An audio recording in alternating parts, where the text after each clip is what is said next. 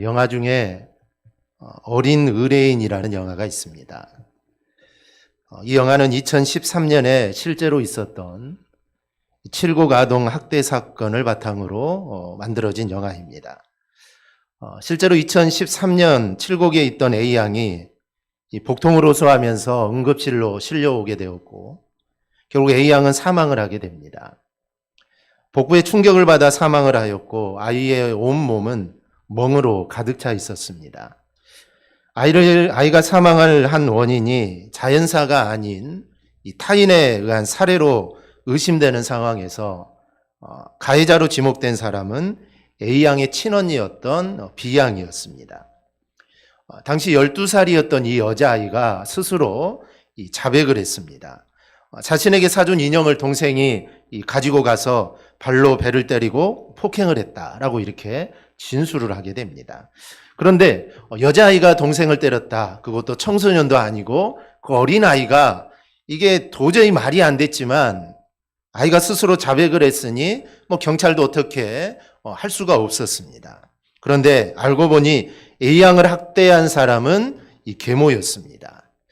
그동안 이 언니였던 B양은 함께 학대에 가담한 친아버지와 함께 살고 있었기 때문에 그 사실을 털어놓지 못하다가 대학병원 심리치료 과정에서 이 모든 것들을 다 털어놓게 됩니다. B양의 진술을 통해 계모가 저지른 그동안 모든 악행들이 다 드러나게 됐는데요. 계모는 그동안 자매에게 상습적으로 매질을 하고 청양고추를 억지로 먹이거나 밥을 안 먹는다는 이유로 이틀을 굶기는가 하면 말을 듣지 않으면 밤새도록 잠을 재우지 않거나 실실할 정도로 목을 조르기까지 그렇게 했습니다. 이거는 세 발의 피입니다. 더 정말 잔인한 것들이 많은데 정말 그렇게 했다는 것이죠. 그리고 친아버지라는 사람은 계모의 폭행으로 실신한 A양을 이틀간 방치하고 또 A양이 죽어가는 과정을 동영상으로 찍어서 언니였던 B양에게 보여주기까지 했습니다. 정말 이거는 충격적이고 엽기적인 부부가 아닐 수 없습니다. 그런데 이런 일이 또 있었습니다. 아이돌 가수를 좋아하고 춤추기를 좋아하던 10살 이 서연 양은 지난 2월 8일 온몸이 멍투성인 채 갈비뼈가 부러지고 식도에서 치아가 발견된 채 세상을 떠났습니다. 아이의 사망 원인은 무차별한 폭행과 물고문으로 인한 쇼크샷 및 익사였습니다. 경찰이 밝힌 바에 의하면 물고문은 약 50여 분간 이어졌는데 정신을 잃은 서연이는 결국 사망을 하게 됩니다. 방송에는 10살 서연이가 숨지기 3시간 전 이모가 직접 찍은 이 동영상이 공개가 됐는데 눈 주변과 팔 곳곳은 시커멓게 멍들어 있었고 하의는 벗은 채 무릎을 꿇고 있었습니다. 그야말로 서연이는 공포에 질려 있었죠. 그런데 학대는 그날만이 아니었습니다. 이모 부부는 이 공소장은 끔찍한 학대로 가득했는데 이 같은 학대는 이모 부부가 찍었다가 삭제한 약 20개 정도의 이 동영상에 고스란히 다 남겨져 있었습니다. 정말 도저히 인간으로서는 할 수 없는 그 일들이 일어났다는 것이죠. 그렇다면 왜 이런 끔찍한 사건들, 그리고 남도 아니고 이모라는 사람이 그것도 동영상까지 찍어가면서 그런 일들을 저질렀을까요? 이모가 마치 머리에 뿔이 달린 그런 악마와 같은 그런 괴물이어서 그런 일을 했을까요? 아닙니다. 때로는 강력범죄를 저지른 범죄자들의 얼굴이 너무 평범하고 그리고 심지어는 너무나 인자해서 사람들이 많이 놀라는 경우가 있습니다. 유대인을 600만 명이나 살해한 홀로코스트의 주범이었던 이 독일의 아돌프 아이히만이라는 사람이 있습니다. 이 사람이 독일이 패하자 도망을 하게 되는데 나중에 1960년대 아르헨티나에서 체포가 됩니다. 잡게 되죠. 그런데 사람들은 그의 얼굴이 너무나 인자해서 놀랐다는 것입니다. 어떻게 저 얼굴로 저런 일을 할 수 있을까? 사람들은 다 놀라게 됩니다. 또 캘리포니아 일대에서 11명 이상의 사람을 죽이고 강도와 강간 등 수많은 범죄를 저질렀던 히데의 살인마를 잡고 보니 주변의 손주와 손자와 같이 살고 있는 평범한 할아버지였다는 겁니다. 그럼 이들이 지극히 평범한 그리고 아주 순하게 생긴 사람들이 왜 이런 일들을 저지르게 될까요? 그 이유는 감각이 무뎌졌기 때문입니다. 그런 악한 짓을 자꾸 하면서 그것이 악한 것이라는 생각이 무뎌집니다. 우리도 다 그러죠. 우리도 그렇습니다. 이 바늘도둑이 소도둑 된다고 처음에는 어렵지만 이것을 하다 보면은 이게 죄인지도 우리는 까먹어 버립니다. 그래서 그런 일들이 더 악한 일을 하다 보니 감각이 없어지니 이제는 죄책감마저 사라지게 됩니다. 이 성경을 보면은 하지 말라는 말이 정말 많습니다. 하지 말라는 말이 많죠. 뭐 십계명에도 정말 많은데 그 중에 하나가 죄 짓지 말라는 말입니다. 시편 19편 13절을 보면 또 주의 종에게 고의로 죄를 짓지 말게 하사 그 죄가 나를 주장하지 못하게 하소서. 고린도전서에도 깨어 의를 행하고 죄를 짓지 말라. 에베소서에도 분을 내어도 죄를 짓지 말라라고 우리에게 말을 합니다. 즉 죄를 짓지 말라는 것이죠. 어떤 상황에 와도 절대로 죄 짓지 말라. 또 많이 나오는 것이 비판하지 말라는 겁니다. 마태복음 7장을 보면 비판을 받지 아니하려거든 비판하지 말라라고 하셨고, 로마서 14장에는 믿음이 연약한 자를 너희가 받되 그의 의견을 비판하지 말라. 로마서 14장에는 내가 어찌하여 내 형제를 비판하느냐. 즉 어떤 상황에서도 어떤 사람에게도 절대로 비판하지 말라는 겁니다. 이렇듯 성경에서 너희는 죄를 짓지 말고 비판하지 말라. 그 이유가 무엇일까요? 그것은 습관이 되어 감각이 무뎌지기 때문입니다. 죄가 일상화되고 비판이 일상화되어 그게 죄인지도 모르게 됩니다. 그래서 너희는 죄 짓지 말고 비판하지 말라라는 것입니다. 하나님이 우상을 섬기지 말라는 것도 동일한 의미겠죠. 그냥 놔두어도 우상을 섬기는데, 하나님이 말씀에도 우상을 섬기는데 말하지 않으면 그들의 삶은 안 봐도 뻔한 일들입니다. 아이들을 폭행했던 그들도 처음부터는 그러지 않았을 겁니다. 그러한 일들이 계속되다 보니 이 감각이 없어집니다. 이 죄책감마저 이제는 모두 다 사라지게 됩니다. 이런 모습을 보면서 이 10살 된 아이가 집에 들어가기가 얼마나 싫었을까라는 그런 생각을 합니다. 집은 편하고 정말 즐거워야 하는데 그 어린이에게 집은 아마 지옥이었을 겁니다. 너무나 무서운 곳이었을 겁니다. 그런데 오늘 본문을 보면 오늘 본문에 정말 귀한 장소가 나옵니다. 정말 편한 장소요, 행복한 장소가 나오는데 그것이 바로 이 회막입니다. 회막은 본문 7절에서 말하는 대로 성막을 만들기 전에 하나님을 만나기 위해 만든 천막입니다.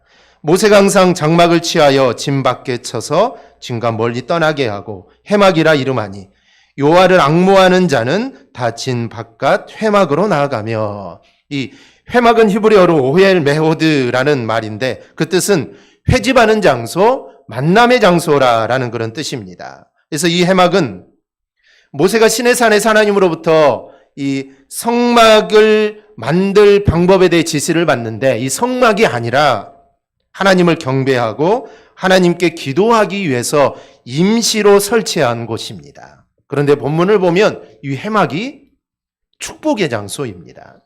그렇다면 이 회막은 어떠한 축복의 장소일까요? 첫째는 회막은 아무 것이 없어도 하나님을 만날 수 있는 곳입니다. 출애굽기 19장을 보면 이스라엘 백성이 출애굽을 한 후 3개월 되던 해에 시내산에 이르게 됩니다. 하나님은 이 시내산에서 이스라엘 백성들 모세를 통해 세 가지를 주시는데요. 하나는 십계명을 주십니다. 또 하나는 하나님을 섬기는 방법과 너희가 이 세상에서 어떻게 살아가야 할지 이거에 관한 율법을 주시게 되죠. 그리고 또 하나가 성막 설계도와 그 성막에서 제사를 드리는 방법입니다. 그런데 문제가 생겼습니다. 아무리 기다려도 모세가 내려오지를 않습니다.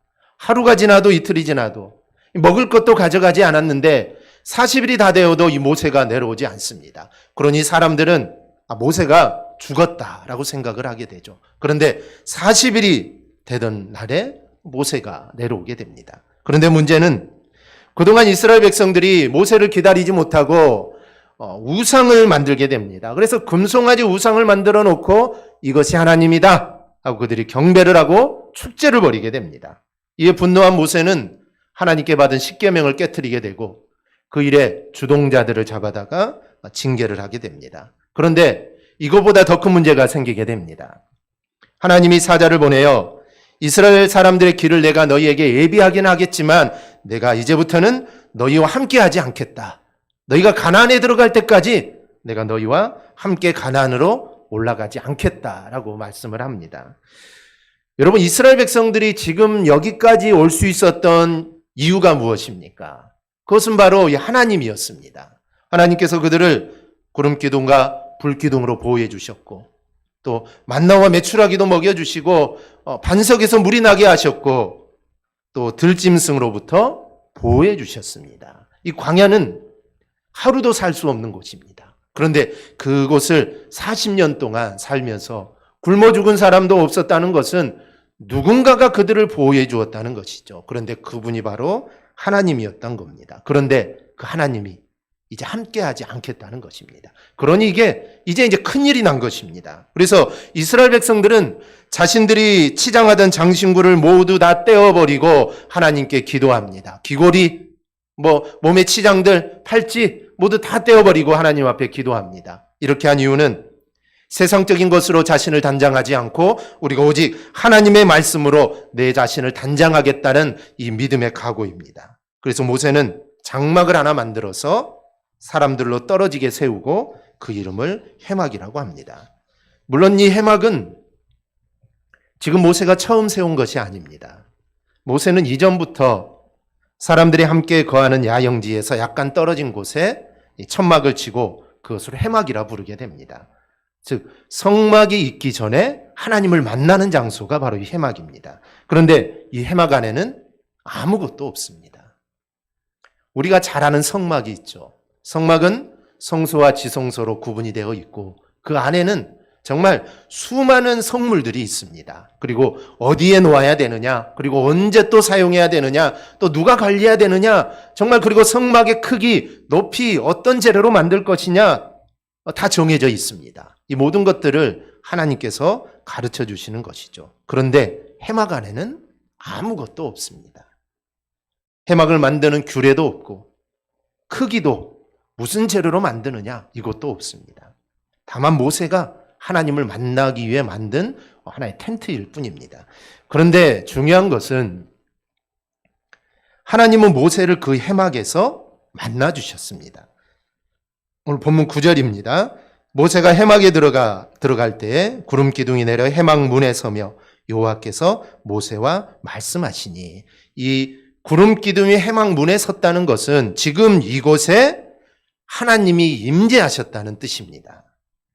이 해막은 이스라엘 백성이 잠을 자고 쉬기 위해 만든 그 천막과 다를 게 하나도 없습니다. 똑같은 곳입니다. 이스라엘 백성들이 광야에 쳤던 집과 모세가 지금 쳤던 해막은 동일한 것입니다. 그런데 그럼에도 불구하고 그 누추한 곳에 하나님이 임재하셨다는 겁니다. 심지어 23절을 보면 이런 말씀이 있습니다. 손을 거드리니 내가 내 등을 볼 것이요 얼굴은 보지 못하리라. 하나님께서 모세에게 자신의 등을 보여줬다는 겁니다. 이 등이라는 말은 뒤쪽, 뒤를 향이라는 의미입니다. 그래서 실제로 모세가 하나님의 등을 봤다는 이야기는 아닙니다. 하나님은 영이심으로 형체가 없습니다.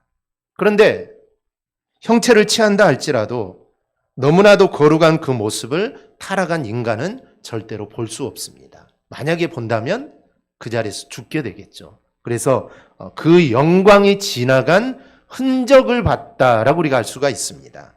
어쨌든 이것 또한 영광입니다. 왜냐하면 성경에 하나님의 영광의 잔영을 본 사람은 모세가 유일하기 때문입니다.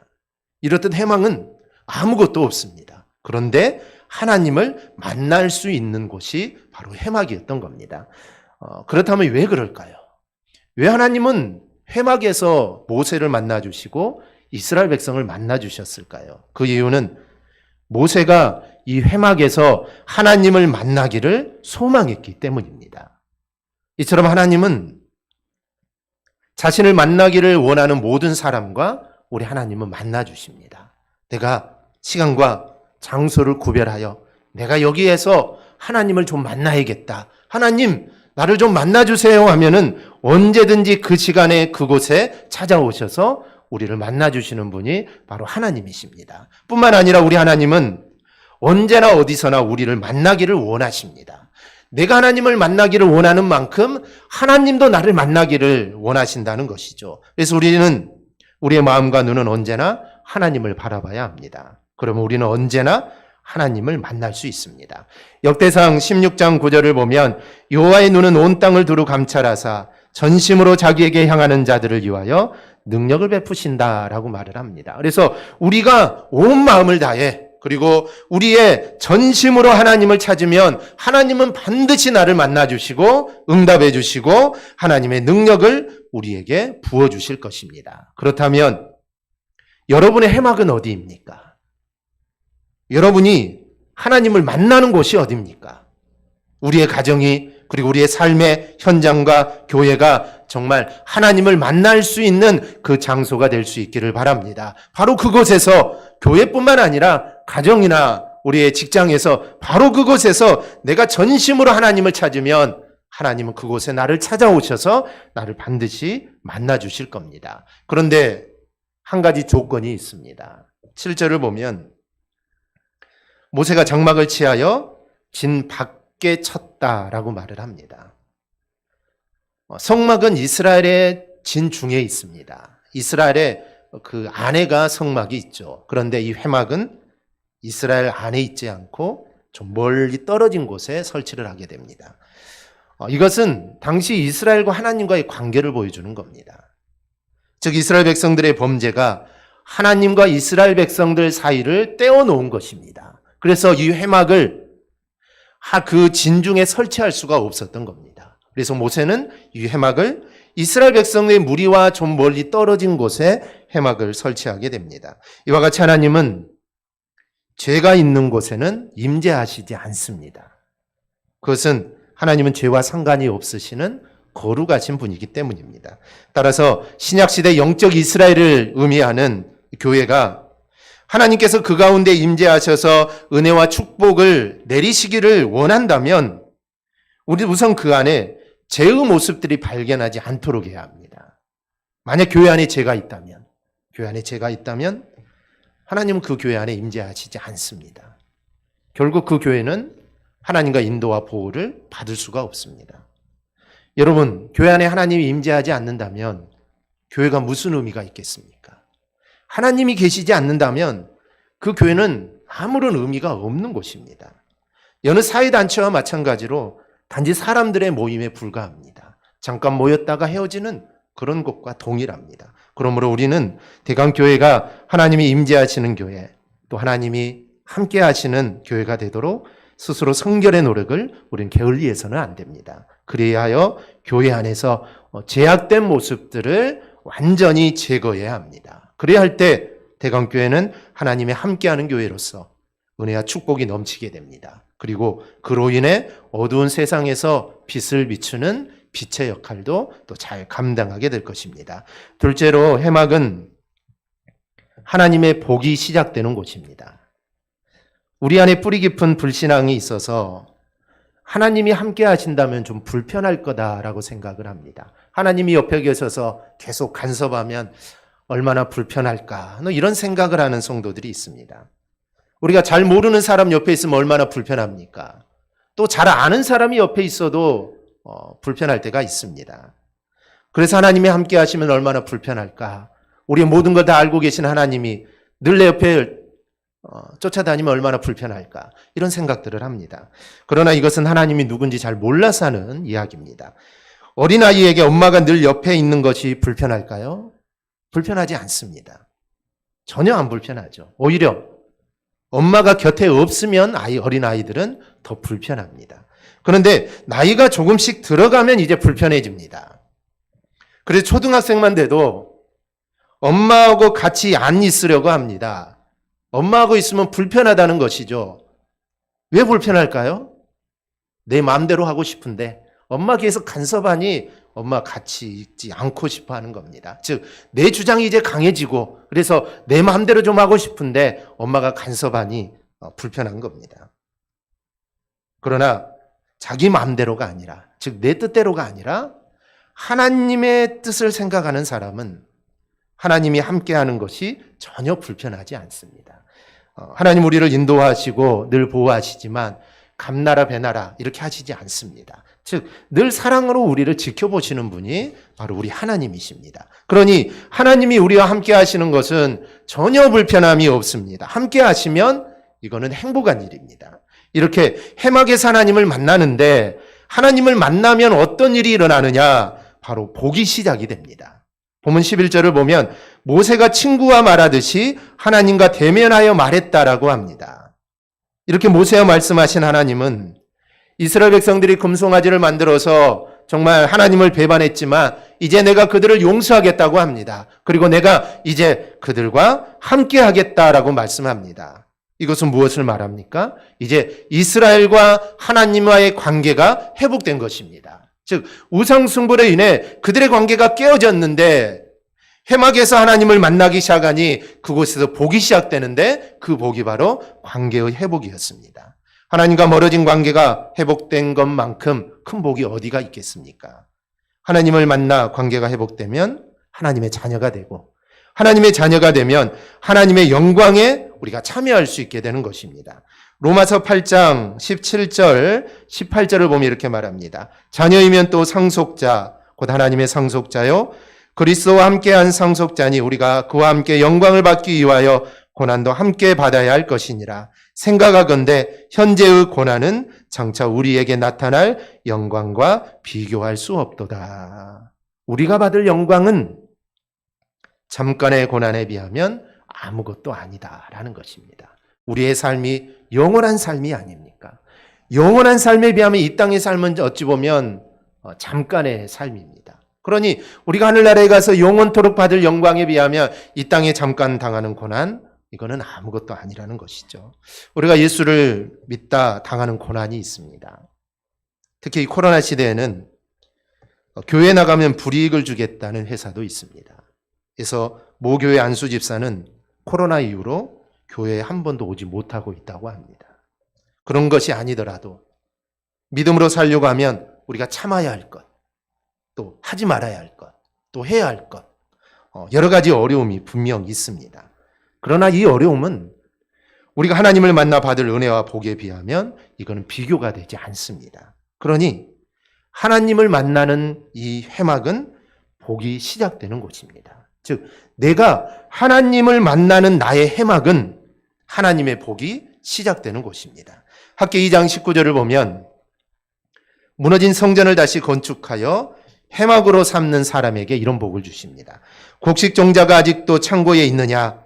포도나무, 무화과나무, 석류나무, 감람나무에 열매가 맺지 못하였느냐? 그러나 오늘부터는 내가 너희에게 복을 주리라. 오늘부터는 내가 너희에게 복을 주리라 라는 것입니다. 즉 회막에서 하나님의 복이 시작이 됩니다. 나의 복은 하나님을 만나는 곳에서 시작이 됩니다. 복을 받는 비결은 하나님을 만나는 회막에 거할 때입니다. 그러니 내 삶에서, 내 가정에서, 교회에서 기도와 찬양과 예배가 끊이지 않게 해야 합니다. 그게 바로 복의 시작이라는 것을 우리가 잊지 않기를 바랍니다. 셋째, 회막은 하나님이 함께 하심이 시작되는 곳입니다. 오늘 본문 11절을 보면 여호수아가 회막을 떠나지 않았다라고 합니다.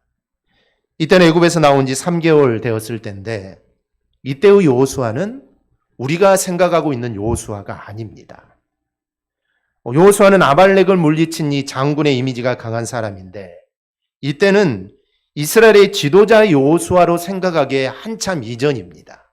성경의 표현대로 이때는 모세를 받드는 시종이었고 모세의 명을 받드는 장군 중에 한 명이었습니다. 그런데 여호수아는 하나님을 사랑하고 또 믿음으로 살려는 마음이 아주 특심한 사람이 여호수아였습니다. 이 여호수아가 모세를 수종 들면서 회막에서 모세와 하나님 만나는 것을 보았습니다. 그리고 모세는 이제 회막을 떠나게 되죠. 그런데 여호수아는 돌아가지 않고 계속 회막에 머무르게 됩니다. 왜 여호수아는 모세를 따라가지 않고 진중으로 들어가지 않고 회막에 머물렀을 것일까요? 그것은 여호수아도 내가 모세와 같이 되고 싶다라는 생각이 있었을 겁니다. 즉 모세가 하나님을 만나고 하나님과 대화하듯이 나도 모세처럼 하나님을 만나고 싶다라는 그런 특심한 믿음이 있었기에 그는 회막을 떠나지 않고 회막에서 거주하게 됩니다. 그 이후 여호수아의 삶을 보십시오. 여호수아는 가나안을 정탐하고 돌아온 12명 중에 믿음의 말을 하는 사람이 되었습니다. 민수기 14장에는 가나안 사람에게는 보호자가 없다고 말을 합니다. 즉 우리는 하나님과 함께 하는데 너희를 보호해 주는 사람이 없다라는 것이죠. 그 하나님은 여호수아에게 이렇게 말씀합니다. 여호수아 1장 5절 6절을 보면 내 평생에 너를 능히 대적할 자가 없으리니 내가 모세와 함께 있었던 것 같이 너와 함께 있을 것임이라. 내가 너를 떠나지 아니하며 버리지 아니하리니 강하고 담대하라. 너는 내가 그들의 조상에게 맹세하여 그들에게 주리라 한 땅을 이 백성에게 차지하게 하리라. 즉 하나님께서 이제부터는 내가 너와 함께 하겠다는 것입니다. 즉 모세와 함께 하였듯이 이제부터는 내가 너와 함께 할 테니 너는 두려워하지 말고 담대하라. 이처럼 해막의 복은 하나님이 함께 하시는 복입니다. 내가 하나님을 만나는 해막을 향하여 서게 되면 언제나 하나님 모세에게 그러셨던 것처럼 또 여호수아에게 그러셨던 것처럼 하나님은 나에게도 함께 주십니다. 그러니 이 해막은 두려움의 장소가 아니요 바로 이 축복의 장소입니다. 세계에서 경제적으로 매우 빠른 속도로 성장하는 나라는 중국입니다. 그런데 중국이 정말 빠르게 성장하는 것이 하나가 더 있습니다. 지금 중국이 세계에서 예수 믿는 사람이 가장 많은 나라가 된 것입니다. 인구가 많다 보니 중국은 예수 믿는 사람이 가장 많은 나라가 되었습니다. 지금은 중국의 선교의 길이 막혀 있고 선교사들도 다 추방이 되고 제가 아는 동기 목사님도 중국에 선교하시다가 추방이 되어서 이제 다시는 중국에 들어갈 수가 없습니다. 선교사들을 다 추방하고 예수 민자를 핍박하지만 그래도 지금 중국은 세계에서 예수 믿는 자가 가장 많은 나라입니다. 돌이켜보면 우리나라 60년대, 70년대, 80년대 이 한강의 기적이 일어났을 때 교회도 급성장하게 됩니다. 1년에 그때는 약 교회들이 12%씩 평균 12%씩 교회들이 성장을 합니다. 즉 경제 성장과 교회 성장이 같이 일어났던 겁니다. 그런데 90년대에 들어와 교회 성장이 이제 둔해지기 시작합니다. 이와 맞물려 한국 경제도 침체에 들어가게 됩니다. 한국교회는 지난 1990년대부터 지금까지 성장이 둔화되어서 1년에 단 1%도 성장하지 못하고 있습니다. 지금 코로나 상황으로 인해 교인 수가 이나마 더 줄어들고 있습니다. 그래도 조금씩 뭐 0.몇 % 아니면 1, 2%씩 성장하는 교회들이 지금은 코로나 상황으로 인해 교인 수가 다 줄어들고 있습니다. 교단마다 교인 수가 수만 명씩 줄어들고 있는 이런 상황입니다. 왜 이런 일들이 일어날까요? 혹시 회막의 실종 때문이 아닐까요? 사랑하는 여러분, 여러분의 회막은 어디입니까? 여러분이 하나님을 만나는 곳이 어디입니까? 여러분이 하나님을 만나기를 소망하는 곳이 바로 그곳이 어디입니까? 이제 우리는 하나님을 만나는 회막으로 가야 합니다. 왜냐하면 그곳에서부터 하나님의 복이 시작이 되기 때문입니다. 세상에서 하나님의 복이 시작되는 것이 아닙니다. 내가 열심히 노력한다고, 내가 정말 밤낮 쉬지 않고 노력한다고 복이 시작되는 것이 아닙니다. 하나님을 만나야만 우리의 복이 시작이 됩니다. 그렇다면 여러분이 하나님을 만나는 곳이 어디입니까? 여러분이 교회에서 하나님을 만납니까? 아니면 가정에서 하나님을 만납니까? 아니면 내 삶의 터전에서 내가 일하고 있는 바로 그곳에서 우리가 하나님을 만납니까? 어디에선가 우리는 하나님을 만나야 합니다. 하나님을 만날 수 있는 그 장소가 우리 안에 있어야 합니다. 그래야만 하나님이 나와 함께 하시고 하나님의 복이 바로 시작이 되는 것입니다. 성도들 중에는 하나님을 만나는 곳이 없는 성도도 있을 수 있습니다. 하지만 우리는 그런 삶을 살아서는 안 됩니다. 내가 교회이든 아니면 가정이든 내가 일터이든 내가 하나님을 만날 수 있는 그 해막을 반드시 우리는 만들어 놓아야 합니다. 그리고 내가 하나님을 만나고자 하면 하나님 반드시 나를 만나 주실 것입니다. 그렇기 때문에 우리는 하나님을 찾아야 하는 것입니다. 그래서 오늘 말씀을 통해 정말 우리가 하나님을 만나는 이 해막이 우리 모두가 다 해박이 되어서 해막의 복을 받아 누리는 우리 성도들이 다 될 수 있기를 주님의 이름으로 축원합니다. 아멘.